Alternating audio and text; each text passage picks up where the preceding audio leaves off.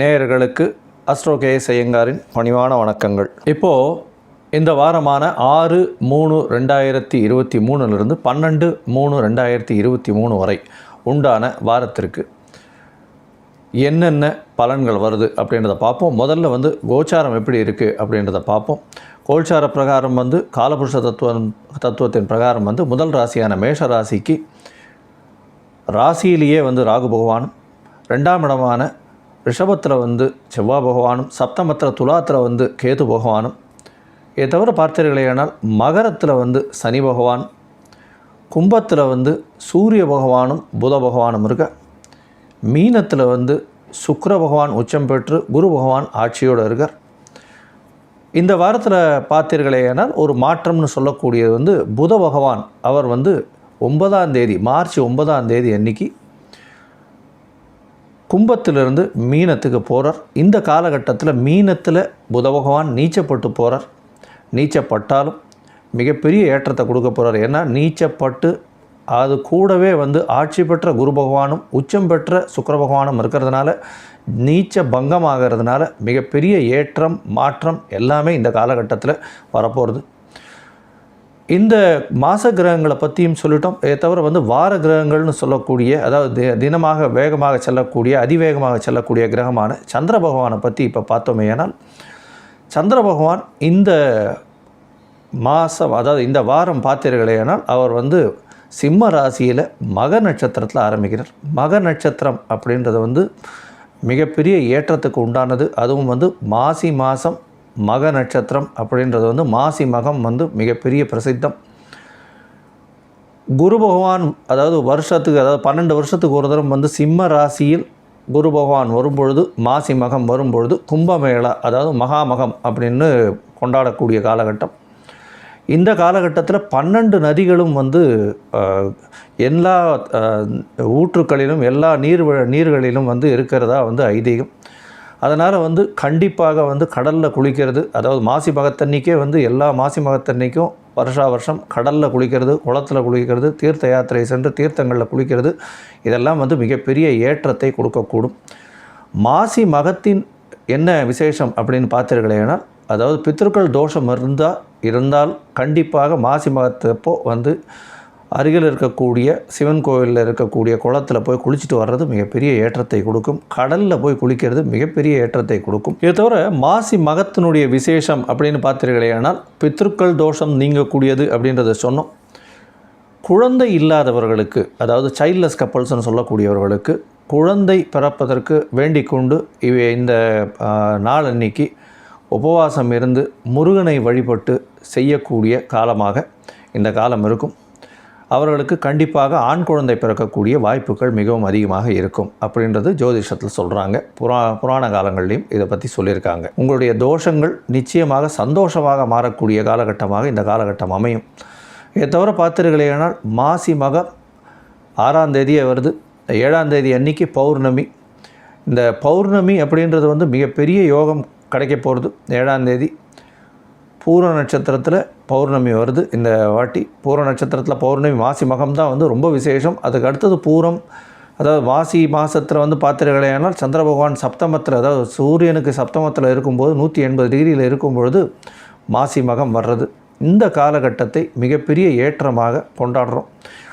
ஏன்னா நம்மளுடைய முன்னோர்கள் ஏற்கனவே இந்த பௌர்ணமி அமாவாசை யோகத்தை பற்றி எல்லாம் சொல்லிட்டு போயிருக்காங்க. இந்த காலகட்டத்தில் கண்டிப்பாக மாசி மகத்துக்கு அருகில் இருக்கக்கூடிய, உங்களுக்கு அருகில் இருக்கக்கூடிய கோவிலில் இருக்க குளத்தில் போய் நீராடிட்டு வர்றதும், அருகில் கடல் இருந்ததுன்னா கடலில் குளிச்சுட்டு வர்றதும் மிகப்பெரிய விசேஷமாக கருதப்படுகிறது.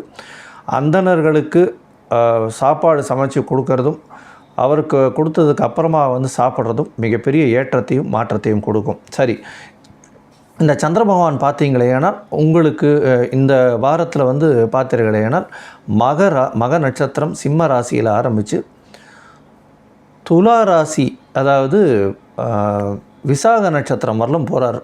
இந்த காலகட்டத்தில் எந்தெந்த ராசிக்காரர்களுக்கு சந்திராஷ்டமம் வருது, எந்தெந்த ராசிக்காரர்களுக்கு ஏற்றம் இறக்கம் இதெல்லாம் வருது, எப்படி எளிய பரிகாரங்கள் செய்யலாம் அப்படின்றத பற்றி இப்போ விரிவாக ஒன்றொன்னா பார்க்கலாம். கும்பராசிக்காரர்கள், அதாவது அவிட்டம், சதயம், பூரட்டாதி இந்த 3 நட்சத்திரங்கள் கொண்ட 9 பாதங்களை கொண்ட ராசி கும்பராசி. கும்பராசியின் அதிபதி அப்படின்னு சொல்லக்கூடிய ஒரு சனி பகவான். சனி பகவான் வந்து இப்போ உங்களுக்கு ராசிக்கு 12ஆம் இடத்துலேருந்து 7 சனி போயிட்டுருக்கு. உங்களுடைய ராசியிலேயே வந்து சப்தமாதிபதியும் அஷ்டமாதிபதியும் சேர்ந்து இருக்காங்க. அதாவது உங்களுடைய ராசியின் 5, 8 அதிபதி அப்படின்னு சொல்லக்கூடிய புத பகவானும் சூரியனும் சேர்ந்துருக்காங்க. இவர் வந்து 9ஆம் தேதி அன்னைக்கு வந்து புத பகவான் வந்து உங்கள் ராசியை விட்டு 2ஆம் இடத்துல வந்து, அதாவது குடும்பம் வாக்கு தனஸ்தானத்தில் வந்து போகிறார். இந்த காலகட்டத்தில் வந்து பார்த்தீர்களேனால் ஏற்கனவே உங்களுக்கு வந்து ஒரு நல்ல ஒரு வாரமாக இந்த வாரம் இருக்கும். ஏன்னா சுக்கிரனும் குருவும் வந்து சேர்ந்து இருக்காங்க. குரு வந்து ஆட்சி பெற்று போய் சுக்கிரன் வந்து உச்சம் பெற்று போய் இருக்கிறதுனால உங்களுக்கு மிகப்பெரிய ஏற்றம் இருக்கும். பண வரவு எல்லா இடத்துலையும் இருக்கும். வெளியூர் வெளிமாநிலம்லாம் வந்து நல்லா சுற்றி பார்த்துட்ருப்பீங்க. குடும்பத்தில் பயங்கர மகிழ்ச்சி இருக்கக்கூடிய காலகட்டமாக இருக்கும். உங்களுடைய வாக்குகள் எல்லாமே வந்து நிச்சயமாக ஏற்றத்துடன் எல்லாருமே உங்களுடைய வாக்கை வந்து கண்டிப்பாக அங்கீகரிப்பாங்க. மிகப்பெரிய மரியாதை உங்களுடைய வாக்குக்கு இருக்கும். கவலைப்பட தேவையில்லை. இதை தவிர பார்த்தீர்களேனா உங்களுடைய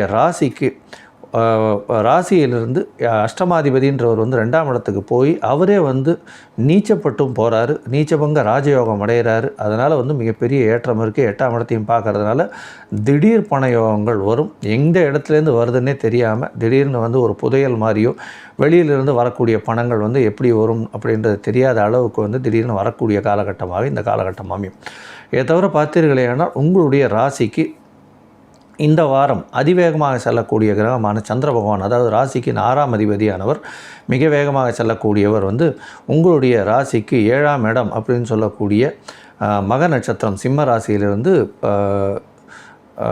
வந்து விசாக நட்சத்திரம் துலா ராசி வரலும் போகிறாரு. சிம்ம ராசியில் இருக்கும் பொழுது பௌர்ணமி யோகம் வருது. மிகப்பெரிய ஏற்றத்தை கொடுக்கக்கூடிய காலகட்டமாக இருக்கும்.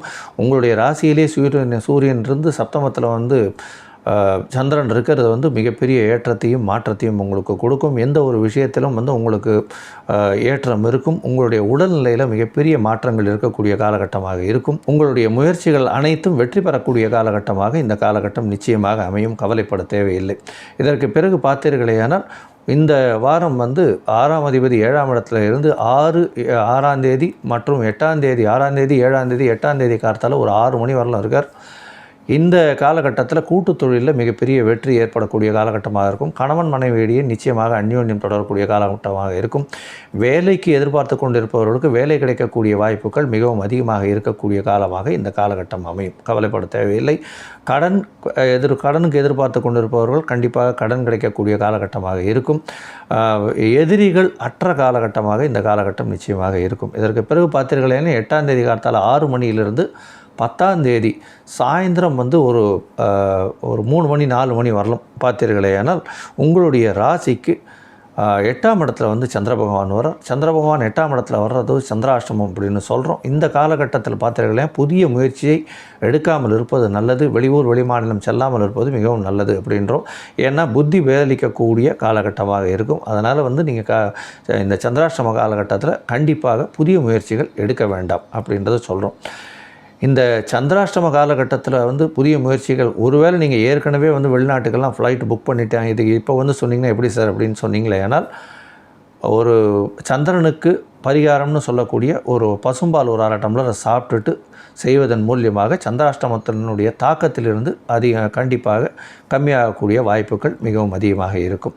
ஸோ அதனால் அதை பற்றி கவலைப்பட தேவையில்லை அப்படின்றத சொல்கிறோம். அதற்கு பிறகு வந்து உங்களுடைய ராசிக்கு 9ஆம் இடத்துக்கு வந்து சந்திர பகவான் வரார். அது வந்து 10ஆம் தேதி மாலையிலிருந்து 12ஆம் தேதி ராத்திரி வரலாம் இருக்குது. இந்த காலகட்டத்தில் வந்து கண்டிப்பாக உங்களுக்கு வந்து ஒரு பெரிய ஏற்றமாக இருக்கும். திடீர் அதிர்ஷ்டங்கள் வரக்கூடிய காலகட்டமாக இருக்கும்.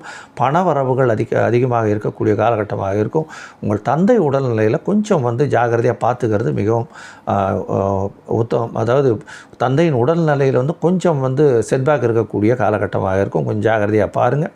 ஏன்னா கேது பகவான் வந்து 9ஆம் இடத்துல இருக்கிறது அப்படின்றது வந்து அந்த அளவுக்கு சரி கிடையாது.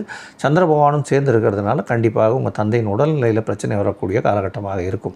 இதை தவிர பார்த்தீர்களேனால் இந்த கும்பராசியில் இருக்கக்கூடிய கீழ்த்தட்டு வேலை செய்கிறவங்க, அதாவது இந்த வெல்டிங், ப்ளம்பிங் இந்த மாதிரியான வேலை செய்பவர்கள், இரும்பு சம்மந்தப்பட்ட வேலை செய்பவர்கள், மைனிங் வேலை செய்பவர்கள், சைக்கிள் கடை, ட்ரேடிங் இதெல்லாம் வச்சுருக்கிறவங்க, இவங்களுக்கு வந்து இரும்பு ட்ரேடிங் வச்சுருக்கிறவங்களுக்கெல்லாம் வந்து பெரிய ஏற்றமான காலகட்டமாக இருக்கும். நீங்கள் கண்டிப்பாக அருகில் இருக்கும் விநாயகர் பெருமானை போய் வழிபட்டு வருவது சாலச் சிறந்தது. மிகப்பெரிய ஏற்றத்தை இந்த வாரம் உங்களுக்கு கொடுக்கும். லோகா சமஸ்தா சுகினோ பவந்து. இதுவரையிலும் இந்த சேனல் சப்ஸ்கிரைப் பண்ணாதவங்க கண்டிப்பாக பண்ணுங்கள். உங்களுக்கு இந்த சேனல் மூலியமாக ஆன்மீகம் மற்றும் ஜோதிட விஷயங்கள் வந்து சேரும். உங்களுடைய நண்பர்கள் அதை தவிர உங்களுடைய ரிலேட்டிவ்ஸ் எல்லாருக்கும் வந்து பகிர்ந்து அவர்களுக்கும் சென்று சேர வழி செய்யுங்கள். நன்றி, வணக்கம். ஸ்ரீ குபேரன் டிவியை பார்த்தமைக்கு நன்றிகள். மேலும் இது போன்ற தகவல்களை தெரிந்து கொள்ள ஸ்ரீ குபேரன் டிவியை சப்ஸ்கிரைப் செய்யுங்கள். மறக்காமல் பெல் ஐக்கானை கிளிக் செய்யுங்கள்.